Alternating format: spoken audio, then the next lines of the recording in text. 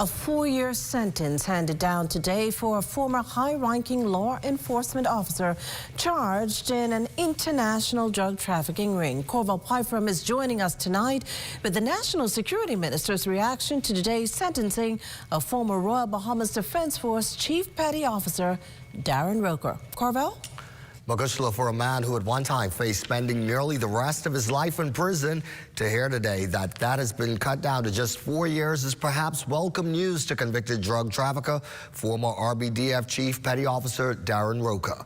The former RBDF Chief Petty Officer, now 56 years old, indicted by a U.S. prosecutor along with several other former high-ranking Bahamian law enforcement officials on drug trafficking-related charges.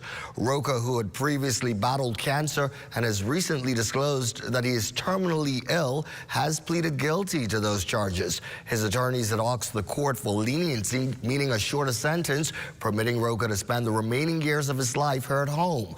The decision from the New York judge suggests some mercy. Here at home, National Security Minister, the Honorable Wayne Munroe, appeared measured in his reaction. And just as what's happening to, I think he is a Chief Roker in the U.S., if you fall afoul of the law, you will be called to account. And what I would like to stress is what we see in this country is that you're being called to account by the Royal Bahamas Police Force. They investigate, and if they find a matter, they put you before the court.